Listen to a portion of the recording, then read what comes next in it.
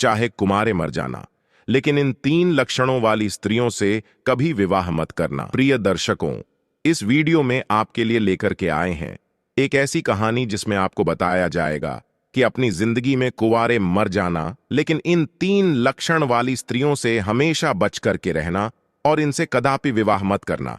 कभी जिंदगी में आप परेशान नहीं रहेंगे। मित्रों, ये कहानी आपको बहुत अच्छी जानकारी और सीख देकर के जाएगी। तो चलिए मित्रों, आपका कीमती समय बर्बाद ना करते हुए अब सीधे कहानी पर ही पहुंचते हैं। प्रिय दोस्तों, एक समय की बात है। किसी जंगल में तोता और मैना का जोड़ा एक वृक्ष के डाल पर बैठा हुआ था। तोता ने मैना से कहा कि हे मैना रानी, आज का समय बहुत ही बदल चुका है। मैना कहने लगी, पिया जी, ऐसा क्या समय बदल चुका है? तब तोता कहता है कि हे मैना रानी, समय इतना बदल गया है कि आजकल की स्त्रियां और आजकल की लड़कियां बहुत ही स्वार्थी बन चुकी हैं, क्योंकि स्त्रियां अपने स्वार्थ के लिए कुछ भी करने के लिए तैयार हो जाती हैं। जो काम उन्हें कदापि नहीं करना चाहिए, वो स्वार्थ के प्रति स्त्रियां कर बैठती हैं। मैना कहती है कि पिया जी, मैं तुम्हारी बात से सहमत नहीं हूं। स्त्रियां कैसे स्वार्थी हो सकती हैं? आप हमारी नारी जाति की बुराई कर रहे हैं। तोता कहता है, नहीं मैना, तुम हमारी बात पर विश्वास करो। तब मैना कहती है, नहीं स्वामी, मैं तुम्हारी बात पर विश्वास नहीं कर सकती हूं। तब तोता कहता है, ठीक है मैना, जब तुम्हें विश्वास नहीं है तो आइए हम आपके लिए एक कहानी सुनाते हैं, और इस कहानी को सुनने के साथ साथ तुमको यह विश्वास हो जाएगा कि तुम्हारी नारी जाति कितनी स्वार्थी बन चुकी है और अपने स्वार्थ के लिए कितने गलत गलत काम करने के लिए तैयार हो जाती है। दोस्तों, तभी मैना कहती है, ठीक है स्वामी, पहले आप वह कहानी सुनाइए और सिद्ध करके बताइए कि हमारी नारी जाति स्वार्थी है या नहीं है। दोस्तों, तब वो तोता अपने मैना रानी को वह कहानी सुनाता है। तोता कहता है, हे मैना, एक समय की बात है, किसी नगर में 3 दोस्त रहते थे। एक राजा का लड़का था जो राजकुमार था, एक बनिया का लड़का था और एक साहूकार का लड़का था। 3 दोस्त थे। तीनों में बहुत गहरी दोस्ती थी, क्योंकि वह तीनों साथ साथ पढ़े थे और साथ ही साथ बड़े भी हुए थे। राजा का जो लड़का था, जो राजकुमार था, उसकी शादी भी हो चुकी थी।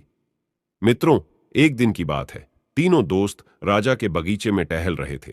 तो राजकुमार, जो राजा का लड़का था, वह अपने दोस्तों से कहता है, भाई, कल चलते हैं और अपनी पत्नी को उसके मायके से बुला करके ले आते हैं, क्योंकि बहुत दिन हो चुके हैं और हमें अपने पत्नी की बहुत याद आ रही है। इसीलिए कल ससुराल में चलते हैं और तुम हमारे साथ चलो और हम अपनी पत्नी को बुला लाए। तब इन दोनों दोस्तों ने कहा, जो साहूकार का लड़का था और बनिया का लड़का था, इन दोनों ने बोला, भाई, तुम तो अपने ससुराल में पहुंच जाओगे और ससुराल में ससुर जी के महल में आराम से सोओगे, लेकिन हम कहां जाएंगे? तब राजकुमार कहता है, मेरे भाई, तुम कोई सराय देख लेना और एक रात की ही तो बात है, रात सराय में काट लेना और सुबह मैं अपनी पत्नी को लेकर के आ जाऊंगा और आराम से घर के लिए निकल चलेंगे। दोस्तों, राजकुमार के बात को सुन करके दोनों दोस्त, साहूकार का लड़का और बनिया का लड़का जो था, वो सहमत हो जाता है। लेकिन बनिया का लड़का जो था, वो बहुत ही चालाक और चतुर था, और जो राजा का लड़का, राजकुमार और साहूकार का बेटा, बिल्कुल भोले और नादान थे। दोस्तों, दोनों दोस्त जब सहमत हो गए तो दूसरा दिन होता है और दोनों दोस्त अपने दोस्त राजकुमार के साथ में वहां से चल देते हैं, और चलते चलते 3 दिन इनके रास्ते में लग गई। और 3 दिन के बाद में राजकुमार अपने ससुराल के पास में जब पहुंचता है, उस नगर के पास में जब पहुंचता है, तो राजकुमार अपने दोनों दोस्तों से कहता है, मेरे भाई, यहां कोई सराय देख लेना और रात उस सराय में काट लेना और मैं ससुराल जाता हूं, सुबह जल्दी आ जाऊंगा। तोता कहता है, हे मैना।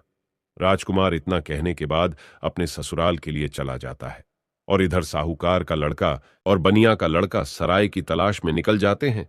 ढूंढते ढूंढते उनको एक सराय दिखाई देती है, और सराय के जब समीप पहुंचते हैं तो उन्होंने देखा कि यहाँ खाने पीने की भी व्यवस्था सही है और रुकने की भी व्यवस्था सही नजर आ रही है। दोस्तों, सराय के दरवाजे पर जब वे पहुंचे तो वहां उन्होंने एक बुढ़िया को देखा। उस बुढ़िया के पास में जाकर कहने लगा, हे माता, हम इस सराय में रात व्यतीत करने के लिए आए हैं और सुबह चले जाएंगे। हमारे लिए इस सराय में जगह दे दो जो हम रात सही से काट सके। दोनों दोस्तों की बात को सुन करके वो बुढ़िया जो थी, वो कहने लगी, देखो बेटा, चाहे कहीं भी रुक जाओ, चाहे कहीं भी जाकर के रात काट लो, लेकिन इस सराय में आप ना रुके, इस सराय में आप रात ना गुजारे। तब दोनों दोस्त ने पूछा, ऐसा क्यों माता? तब बुढ़िया कहती है, मेरे पुत्र, इसमें अगर आप रुके तो आप जिंदा नहीं बचेंगे, क्योंकि आपकी मृत्यु हो जाएगी। दोस्तों, इस तरह से वो बुढ़िया जो थी साहूकार के लड़के और बनिया के लड़के को समझा रही थी। तब तक एक बहुत सुंदर लड़की, एक बहुत सुंदर युवती दरवाजे के भीतर उस साहूकार के लड़के को दिखाई दे जाती है। साहूकार के लड़का ने जब उस सुंदर युवती को देखा तब वो उस पर मोहित हो गया और उसके साथ रात में रुकने के लिए वो तैयार था। उतावला हो रहा था कि किसी ना किसी तरीके से हम इसके साथ रात गुजार लें। मित्रों, इधर वो बुढ़िया समझाती रही, लेकिन साहूकार का लड़का नहीं माना। साहूकार का लड़का जो था वो अपने दोस्त से कहता हुआ चला गया कि दोस्त, तुझे कहीं जगह मिल जाए तो तू रुक लेना, पर हम तो इसके साथ में ही रुकेंगे। दोस्तों, इतना कहने के बाद में वो साहूकार का लड़का जो था उस सुंदर युवती के साथ में रुकने के लिए वो अंदर चला गया। और जो सराय में एक हॉल टाइप का रूम यानी हॉल जैसा एक कमरा था, वो बहुत गहरा और लंबा था। उसमें वो सुंदर युवती के साथ में साहूकार का बेटा चला जाता है। दोस्तों, इधर रात हो चुकी थी और सोने का भी वक्त कुछ समय में होने वाला था। दोस्तों, वो तोता मैना से कहता है, इधर साहूकार का लड़का उस सुंदर युवती के साथ में सराय के अंदर चला गया, लेकिन बनिया का लड़का बाहर रह गया, जो बहुत ही चालाक था, वह चतुर था और समझदार था। बनिया का लड़का ने उसे रोका भी, लेकिन वो नहीं माना। अब दोस्तों, बनिया का लड़का जो था वो बुढ़िया के पास फिर से पहुंचता है और कहता है, हे बूढ़ी माता, मैं आपकी बात को समझा नहीं। आपने कहा कि इस सराय में जो रुकेगा उसकी मृत्यु हो जाएगी और वह सुबह जिंदा लौट करके नहीं आएगा। इसका क्या कारण है? बताने की कृपा करें। मित्रों, तब वो बुढ़िया कहती है, बेटा, तुम उसे रोक रहे थे, लेकिन तुम्हारा दोस्त नहीं माना। मुझे डर है कि वो सुबह आपको जिंदा नहीं मिलेगा। बनिया का लड़का कहने लगा, वही तो मैं आपसे जानना चाहता हूं। माता, बात क्या है? खुल करके बताओ। तब बुढ़िया ने कहा, बेटा, ये जो सुंदर युवती आपके दोस्त ने देखी, जिसके साथ में वह अंदर चला गया, ये सुंदर युवती जो है ये एक वैश्य है और नागिन है। ये रात में अपना रूप बदल लेती है और जिसके साथ ये रात में रुकती है उसी को डस लेती है और उसको मार देती है। इसलिए हमको डर है, क्योंकि जो भी गया वो जिंदा लौट करके नहीं आया। तोता मैना से कहता है। बनिया का लड़का ये सुन करके घबरा गया और कहने लगा, हे बूढ़ी माता, हमें कोई रास्ता बताओ जिससे हम अपने दोस्त की जान बचा सके। तो बुढ़िया कहती है कि बेटा, मैं तुम्हें एक तलवार देती हूं और अगर तुम उस नागिन का वध कर सको तभी तुम्हारा दोस्त बच पाएगा। बनिया का लड़का समझदार और चतुर था, वो तैयार हो गया और कहने लगा, माता, लाइए तलवार, मैं अपने दोस्त का जान जरूर बचाऊंगा, चाहे हमारी जान ही क्यों ना चली जाए। मित्रों, बुढ़िया बनिया के लड़के को तलवार देती है और वो चुपके से सराय के अंदर घुस जाता है और जहां उसका दोस्त साहूकार का बेटा उस वैश्य के साथ में लेटा हुआ था, वही पास में एक कोने में जाकर के बैठ जाता है और इंतजार करने लगता है कि कब ये नागिन का रूप धारण करे और हम इसको मारे। दोस्तों, आधी रात का समय होने वाला था और तभी वह सुंदर युवती जो नागिन थी वह अपना रूप बदलती है और जैसे ही साहूकार के लड़के को काटने वाली होती है तो उसका दोस्त बनिया तलवार लिए तो बैठा ही था, एकदम से उसने तलवार चलाई और उस नागिन का वध कर दिया और वो सुंदर युवती मर गई। दोस्तों, इस तरीके से उसने अपने दोस्त की जान बचाई और उस मरी हुई नागिन को पलंग के नीचे रख दिया एवं छिपा दिया। दोस्तों, तब तोता मैना से कहता है, वो बनिया का लड़का जो था इतना काम करने के बाद, अपने दोस्त की जान बचाने के बाद सराय से बाहर निकल आता है और जब बाहर निकल आया तो उसने क्या देखा कि एक सुंदर स्त्री जो है वह जंगल की तरफ जा रही है। उसने देखा और विचार किया कि यह सुंदर स्त्री जंगल में इतनी रात में कहां जा रही है।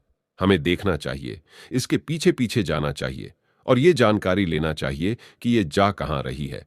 वो बनिया का लड़का जिसके हाथ में तलवार था, जिसने नागिन का वध किया था, वो उस सुंदर स्त्री के पीछे चल देता है और वो बनिया का लड़का सोचता जा रहा है कि देखे ये कहां जा रही। वो स्त्री चलती चली गई और जंगल में एक साधु का आश्रम था और वो स्त्री साधु के आश्रम पर पहुंच गई और जाकर के उसने साधु से मुलाकात की और वो सारा नजारा बनिया का लड़का दूर से ही देख रहा था। जब उसका जाने का समय हुआ तो साधु से मिलने के बाद फिर वो सुंदर स्त्री हाथ जोड़ करके कहने लगी, आज आपसे मेरी आखिरी मुलाकात है। साधु कहने लगा, वो क्यों? तो वो सुंदर स्त्री जवाब देती है, हमारे पति हमें लेने के लिए आए हैं और अभी हमारे घर पर ठहरे हुए हैं। कल मैं अपने पति के साथ ससुराल चली जाऊंगी। आज के बाद फिर मैं आपसे मिलने के लिए नहीं आ पाऊंगी। तब वो साधु कहने लगा, रोजाना तो हमारे पास आती थी, लेकिन अब हमें धोखा देकर के जा रही हो और कह रही हो कि अपने पति के साथ जा रही हो। तब वो सुंदर स्त्री जवाब देती है, हाँ, मेरा पति मेरे घर पर ठहरा हुआ है और कल मैं ससुराल चली जाऊंगी। हमें माफ करना, अब मैं आज के बाद तुम्हारे पास मिलने नहीं आऊंगी। दोस्तों, उस सुंदर स्त्री के बात को सुनकर साधु को गुस्सा आ जाता है और साधु जो है गुस्सा में उसकी नाक काट देता है। और जब उसकी नाक कट जाती है तो उसे पीड़ा होती है और वो पीड़ा को सहन करती हुई चिल्लाती हुई अपने घर के लिए भाग खड़ी होती है। इधर दोस्तों, वो बनिया का लड़का सारी बातें सुन रहा था और ये नजारा देख रहा था। उस बनिया के लड़का को बहुत गुस्सा आ गया और उसने गुस्से में साधु को मार दिया, उसकी हत्या कर दी और उसको मार करके वहां से तुरंत वे चल देता है और आगे चल करके एक मंदिर था और उसी मंदिर में जाकर के छिप कर भीतर बैठ गया। अब वो सोचता है कि हे प्रभु, इस दुनिया में हो क्या रहा है। अब इधर जो वो बनिया का लड़का मंदिर के अंदर बेचारा चुपचाप बैठा हुआ था, वहां पर कुछ चोर आते हैं और चोर मंदिर के बाहर से हाथ जोड़ करके कहता है, हे देवी मां, हम चोरी करने के लिए जा रहे हैं और अगर ये हमारी चोरी आसानी से हो जाए और हम ना पकड़े गए तो कल हम तुम्हारे पास तुम्हारे लिए राजा की लड़की को लाएंगे और उसकी बलि चढ़ाएंगे। इतना कहने के बाद में वो चोर अपनी चोरी करने के लिए चले जाते हैं और जो अंदर बनिया का लड़का बैठा था, उसने जब चोरों की बात को सुना तो उसके पैरों तले जमीन खिसक गई और वो कहता है, ये क्या है, यहां भी एक हत्या होने वाली है। हे प्रभु, ये हो क्या रहा है। दोस्तों, वो बनिया का लड़का विचार करता है, चाहे कुछ भी हो जाए लेकिन मैं राजा की लड़की की हत्या नहीं होने दूंगा। ये सोच करके वो मंदिर में बैठा रहा। इधर दोस्तों, क्या हुआ कि वो स्त्री जो थी जिसकी नाक साधु ने काटी थी, वो अपने घर पर पहुंची और उसने रोना धोना बंद किया। बाकी पीड़ा तो सता रही थी। उसने विचार किया, अगर सुबह लोग हमको देखेंगे तो पता नहीं, न जाने मेरे बारे में क्या कहेंगे। हमें शर्म से अपना सर नीचा झुकाना पड़ेगा। क्यों ना हम अपने पति को फंसा दे और ये कह दे कि हमारे पति ने मेरी नाक काट ली। तो वही हुआ। सवेरा होने वाला था और जैसे ही थोड़ा प्रकाश होने को था, तभी वो चिल्लाने लगी और कहने लगी कि देखिए देखिए, हमारे पति ने हमारी नाक काट ली। दोस्तों, घर वाले जो थे वो एकदम से भाग करके आते हैं और उसके पति को बंदी बना लेते हैं। जो वो राजकुमार था, जो राजा का लड़का था, उसको पकड़ लेते हैं और पकड़ करके वहां से राजा के सामने पेश कर देते हैं। राजा वो सारा वृतांत जान करके उसको जेल में डाल देता है। तब तोता मैना से कहता है, हे मैना रानी, अब आगे सुनिए क्या हुआ। इधर पूरा दिन व्यतीत हो गया। उसका दोस्त जो बनिया था, उसने पूरा दिन इधर उधर बैठ करके काट लिया और जब रात हो गई तब उसी मंदिर में जाकर के वे छिप करके बैठ गया, क्योंकि उसे मालूम था कि ये चोर राजा की लड़की को पकड़ करके जरूर लाएंगे, उसकी हत्या जरूर करेंगे, लेकिन मैं उसकी हत्या नहीं होने दूंगा। जब रात हो गई तो मंदिर में जाकर के तलवार लेकर के छिप कर बैठ गया और इधर आधी रात जब होती है तभी वो चोर राजा के लड़की को पकड़ करके लाते हैं और मंदिर के बाहर बैठ जाते हैं। कुछ देर बैठ करके बातें करते हैं और कहते हैं, देवी मां ने हमारी बातें सुन ली हैं, कितनी बढ़िया हमें चोरी करवा दी, पकड़े भी नहीं गए और बहुत मालदार भी बन जाएंगे क्योंकि हमने बहुत माल लूटा है। इस तरीके की बातें कुछ देर करते रहे। फिर उनमें से एक बोला, देख भाई, अब उस लड़की को जल्दी ले जा और देवी मां के सामने उसका सिर काट देना और उसकी बलि चढ़ा देना। तो दोस्तों, उन चोरों में से एक चोर जो था वो राजा के लड़की को पकड़ करके अंदर मंदिर में प्रवेश करता है और देवी मां की जहां पर मूर्ति थी वहां पर ले जाता है और उस लड़की का सिर काटने के लिए जैसे ही वो चोर जाता है तो बनिया का लड़का तो वहां तैयार ही बैठा हुआ था और वो चोर राजा के लड़की का सिर नहीं काट पाया, उसकी बलि नहीं चढ़ा पाया, क्योंकि उससे पहले ही बनिया के लड़का ने उस चोर को मार दिया और चोर को मार करके उसकी लाश को एक बगल में रख दिया। इधर दोस्तों, उन चोरों में से एक चोर कहता है, देख भाई, वो हमारा एक साथी गया है, वो लौट करके नहीं आया है।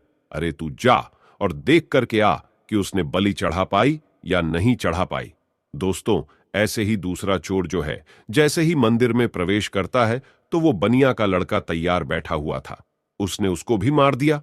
कहने का मतलब यह है कि इसी तरीके से उस बनिया के लड़के ने जितने भी चोर थे सारे चोरों को मार दिया और उस राजा की लड़की की रक्षा की। जब सारे चोरों को मार देता है तब वो लड़की निर्भय हो जाती है और उसके बाद में वो बनिया का लड़का राजा की लड़की से कहता है कि चलो हम तुम्हारे घर तक तुम्हें छोड़ देते हैं। दोस्तों, राजा की लड़की घबराई हुई थी, उस बनिया के लड़के के साथ में चल देती है और इधर राजा की जो लड़की थी वो बनिया के लड़के से प्रेम करने लगी और कहने लगी कि हम तुमसे विवाह करना चाहते हैं। दोस्तों, बातों ही बातों में वो लोग राजा के घर तक पहुंच गया और घर के दरवाजे पर जैसे ही पहुंचा तो बनिया का लड़का ने मना कर दिया, नहीं, मैंने तुम्हारी रक्षा की है, इसका मतलब ये नहीं है कि मैं तुमसे विवाह करूं, मैं ऐसा कदापि नहीं कर सकता। राजा की लड़की को गुस्सा आ गया और कहने लगी, अगर आप हमारे साथ शादी नहीं करेंगे तो मैं आपको जेल में डलवा दूंगी। बनिया का लड़का कहने लगा, जैसी आपकी मर्जी, लेकिन मैं शादी नहीं करूंगा। दोस्तों, तभी राजा की लड़की दरवाजे पर चिल्लाती है और कहती है, बचाओ, ये हमको पकड़ करके ले जाना चाहता था और ये हमारी इज्जत लूटना चाहता था।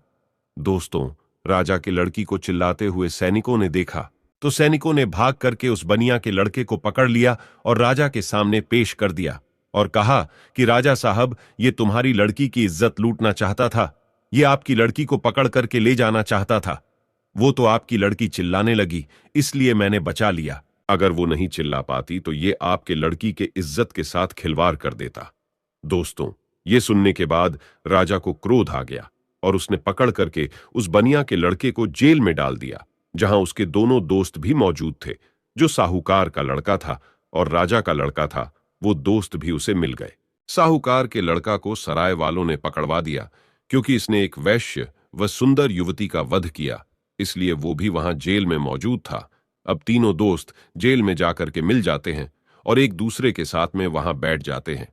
इधर दोस्तों, अगला दिन हुआ और वो राजा दरबार में तीनों को बुलाता है, जिन तीनों को राजा ने पकड़ करके जेल में बंद किया था, और उन्हें सजा सुनाने के लिए तैयार हो जाता है। दरबार लगा हुआ था और राजा ने जो साहूकार का लड़का था जिसने वैश्य का वध किया था, उसे अपने पास में बुलाया और उससे कहा कि क्यों रे, तेरा क्या नाम है, कहां का रहने वाला है। तब वो लड़का कहने लगा कि मैं साहूकार का बेटा हूं। राजा कहने लगा, ये बता, तूने वैश्य का वध क्यों किया, उसे क्यों मारा। अब दोस्तों, उस साहूकार के लड़का को कुछ मालूम ही नहीं था जो वो राजा को बता सकता। उसे नहीं मालूम था कि वैश्य का वध किसने किया। वैश्य का वध साहूकार के लड़का ने किया नहीं था। जो उसे मालूम होता, राजा ने फिर पूछा, चुपचाप क्यों खड़ा है, बता कि तूने उस वैश्य का वध क्यों किया। दोस्तों, तब वो साहूकार का लड़का तो नहीं बोल पाया, लेकिन जो बनिया का लड़का था वो कहने लगा, महाराज, क्षमा चाहता हूं जो बीच में हमको बोलना पड़ रहा है। इसे कुछ मालूम नहीं है, इसने वैश्य का वध नहीं किया, क्योंकि वैश्य का वध मैंने किया है। राजा कहने लगा, तो बता, तूने क्यों किया, बात क्या है। तब दोस्तों, वो बनिया का लड़का कहता है, हे महाराज, हम अपने दोस्त के साथ में, इसी साहूकार के लड़का के साथ में सराय में रुकने के लिए एक रात गुजारने के लिए गए थे और एक बूढ़ी मां ने मना किया था, इसके अंदर नहीं रुको, क्योंकि जो रुकेगा वो सुबह जिंदा नहीं बचेगा। लेकिन ये हमारा दोस्त नहीं माना और उसने सुंदर वैश्य को देख करके रात गुजारने के लिए अंदर सराय में चला गया। मुझे उस बुढ़िया के द्वारा मालूम हुआ कि ये नागिन है और ये नागिन का रूप में आकर के इसको डस लेती, इसलिए तब मैं तलवार को लेकर के अपने इस दोस्त की जिंदगी बचाने के लिए जहां ये पलंग पर वैश्य के साथ सोया हुआ था, वही एक कोने में जाकर के बैठ गया। और जैसे ही उस वैश्य ने रूप बदला और नागिन बन करके हमारे दोस्त को डसने के लिए तैयार हुई, मैंने तुरंत उसको मार दिया। अगर आपको विश्वास नहीं है तो जहां पलंग पड़ा हुआ है उसके नीचे हमने मरी हुई नागिन रख दी है, आप देख लीजिए। दोस्तों, तब राजा ने सैनिकों को भेजा और वहां सैनिकों ने जाकर के वही मरी हुई नागिन पाया और आकर के सारी बात राजा को बताया कि सत्य बात है। तो दोस्तों, राजा प्रसन्न हो गया और कहने लगा, ठीक है, तूने दोस्ती का फर्ज निभाया है, जो अपनी दोस्त की जिंदगी बचाई है। दोस्तों, राजा साहूकार के लड़का को छोड़ देता है। उसके बाद में राजा जो था वो राजकुमार, यानी कि जो राजा का लड़का राजकुमार जो था, उसको बुलाता है और उससे पूछता है कि तू बता कि तूने अपनी पत्नी की नाक क्यों काटा। अब दोस्तों, उसको भी नहीं मालूम था नाक किसने काटी है, वो भी चुपचाप खड़ा था। राजा ने फिर दोबारा पूछा कि बोल क्यों नहीं रहा है कि तूने अपनी पत्नी की नाक क्यों काटा। तब दोस्तों, वो बनिया का लड़का फिर से हाथ जोड़ करके कहने लगा कि महाराज क्षमा करे, इसको भी नहीं मालूम, इसने अपनी पत्नी की नाक नहीं काटी है। नाक किसने काटी है वो सारा वृत्तांत मैं आपको सुनाता हूं। तब उस बनिया के लड़के ने राजा को बताया कि ये लड़की साधु से प्रेम करती है। रात में साधु से मिलने के लिए गई। मैं इसके पीछे पीछे गया। इसने कहा कि मैं कल से तुमसे मिलने नहीं आ सकती, मेरा पति मुझे लेने के लिए आया है। ये सुनकर के उस साधु ने इसकी नाक काट ली और इसने आकर के अपने पति को फंसा दिया। इसने गलत किया। राजा कहने लगा, मैं तेरी बात पर विश्वास कैसे करूं? तब उस बनिया के लड़के ने कहा, महाराज सैनिकों को भेजिए जहां उस साधु का आश्रम है। देख लीजिए कि मैंने साधु का वध कर दिया है। दोस्तों, सैनिक जाते हैं, आश्रम पर उस मरे हुए साधु को देखते हैं, तो आकर के राजा को बताते हैं कि महाराज बात सत्य है। दोस्तों, तब वो राजा उस राजकुमार को भी छोड़ देता है, वो भी बच जाता है। दोस्तों, फिर तोता कहता है कि हे मैना, अब आई बारी उसी बनिया के लड़का की जिसने राजा के सामने अपने दोस्तों की जिंदगी बचाई। राजा उस बनिया के लड़का से बोलता है कि तूने तो अपने दोस्त को बचा लिया, लेकिन अब तू बता कि तू हमारी लड़की को पकड़ करके क्यों ले जाना चाहता था, इसके साथ में दुर्व्यवहार करना क्यों चाहता था, इसकी इज्जत से खिलवाड़ करना क्यों चाहता था। अब तू नहीं बचेगा। दोस्तों, तब वो बनिया का लड़का कहता है कि महाराज क्षमा करे, ये आपकी लड़की जो है ना, इसने हमें गलत फंसाया है। आपकी लड़की की बलि चढ़ाने के लिए कुछ चोर इसको पकड़ करके ले गए थे। मैं उसी मंदिर में था, मेरे हाथ में तलवार थी, क्योंकि मैं साधु को मार करके आया, और आपकी लड़की को मारने के लिए जैसे ही एक चोर अंदर मंदिर में आता है, मैंने उसको मार दिया। दूसरा आता है, उसको भी मार दिया। इसी तरीके से जितने भी चोर थे मैंने सबको मार दिया, और सभी मंदिर में ही पड़े हुए हैं। अगर विश्वास नहीं है तो सैनिकों को भेज करके देख लीजिए। दोस्तों, वही हुआ। सैनिक जाते हैं मंदिर के पास में, मंदिर में जाकर के देखते हैं तो उन चोरों की लाशें पड़ी हुई थी। तो सैनिकों ने आकर के सारी बात राजा से कही कि महाराज बात सत्य है, आपकी लड़की की रक्षा इसने की है। इसने इज्जत से खिलवाड़ नहीं किया और ना ही इज्जत लूटने की कोशिश की है। वो बनिया का लड़का कहता है, हाँ राजा साहब, मैं आपकी लड़की को पकड़ करके क्यों ले जाऊंगा। और सुनिए महाराज, चोरों से बचा करके जब आपके लड़की को घर छोड़ने के लिए आ रहा था, तब आपकी लड़की हम पर आसक्ति हो गई, प्रेम करने लगी और विवाह करने की जिद करने लगी। मैंने कहा, मैं ऐसा कदापि नहीं कर सकता। मैंने जिस लड़की की रक्षा की है और उसके बदले में मैं उससे विवाह करूं, उसकी इज्जत से खिलवाड़ करूं, ऐसा मैं नहीं कर सकता। मैंने उसे मना किया तो उसने कहा, अगर तुम हमसे विवाह नहीं करोगे तो हम अपने पिता से कहकर तुम्हें जेल में डलवा देंगे। और उसने वही किया। बनिया के लड़के के बात को सुन करके राजा जो था, उसका चेहरा शर्म से नीचे झुक जाता है, और तब उसने बनिया के लड़के को आजाद कर दिया और माफी मांगी कि जाओ बेटा, तुम आजाद हो, तुम्हारी गलती नहीं है। इस तरीके से वो बनिया का लड़का जो था अपने दोनों दोस्तों को बचा लेता है और खुद भी बच जाता है, और तीनों दोस्त हंसते हंसते अपने नगर में चले आते हैं और आराम से फिर वही रहने लगते हैं। तो दोस्तों, अब वो तोता कहता है कि हे मैना, देख लिया, इस तरीके से नारी जात स्वार्थी बन चुकी है और अपने स्वार्थ के लिए गलत से गलत काम के लिए तैयार हो जाती है। अब उस गलत काम के लिए चाहे कुछ भी करना पड़े, चाहे कितने भी कष्ट झेलना पड़े, चाहे किसी के भी जिंदगी से खिलवाड़ क्यों ना करना पड़े, लेकिन ऐसी स्त्रियां नहीं मानती हैं। दोस्तों, अपने पिया तोता की बात को सुन करके मैना जो है वो चुप हो जाती है। उसके बाद में तोता कहता है, हे मैना रानी, इसीलिए तो मैं सोचता हूं कि चाहे भूखे मर जाना, लेकिन इन 3 लक्षणों वाली स्त्रियों से कभी विवाह मत करना। तोता समझाता है कि 3 लक्षणों वाली स्त्रियां ये है। पहली, वो जो पति होकर के भी पराये पति से हित करे और पराये पति से छुप छुप के मिलने के लिए जाए, अपने पतिव्रता धर्म को भूल जाए और उसके साथ में हवस का शिकार बन जाए। तो ऐसी स्त्री से हमेशा बचना चाहिए और ऐसी स्त्रियों से दूर रहना चाहिए। और दूसरी स्त्री वो है जो एक स्त्री तो है, लेकिन वेश्यावृत्ति के तरह जिंदगी गुजार रही है, नागिन की तरह रह रही है। अब उसे अपने हवस के इच्छा पूर्ति के लिए चाहे अपने पति का ही कत्ल क्यों ना करना पड़े, लेकिन वो कर बैठती है और नागिन की तरह अपने पति को दस करके उसे मार डालती है। तो ऐसी वेश्यावृत्ति के लक्षण वाली जो स्त्रियां हैं, इनसे दूर रहना चाहिए, इनसे कदापि विवाह करने की इच्छा नहीं रखना चाहिए। और तोता बोला, हे मैना, तीसरी स्त्री वो है जिसकी जान अगर कोई बचाए और अगर वो मरने के लिए जा रही हो और उसकी अगर कोई जान बचा ले और ऐसे में वे मददगार को ही झूठा फंसा दे और उसी मददगार से विवाह की इच्छा करे, उसी से दुर्व्यवहार करने की इच्छा करे, और फिर उसको झूठा फंसा करके उसको मरवा डाले, या उसे जेल में बंद करवा दे, या उसे सजा दिलवा दे। तो ऐसी स्त्रियों से भी हमेशा बच के रहना चाहिए। इनका कोई भरोसा नहीं है कि किस वक्त तुम्हारी जिंदगी को ले बैठे। तो दोस्तों, मेरे कहने का तात्पर्य यह है कि ये कहानी हमें यही सिखाती है कि चाहे जीवन में कुमारे मर जाना, लेकिन इन 3 लक्षणों वाली लड़कियों से हमेशा दूर रहना, बच करके रहना। कभी जिंदगी में फंसोगे नहीं और कभी जिंदगी में दुखी नहीं रहोगे, और तुम्हें कभी भी जिंदगी में रोना भी नहीं पड़ेगा और पछताना भी नहीं पड़ेगा।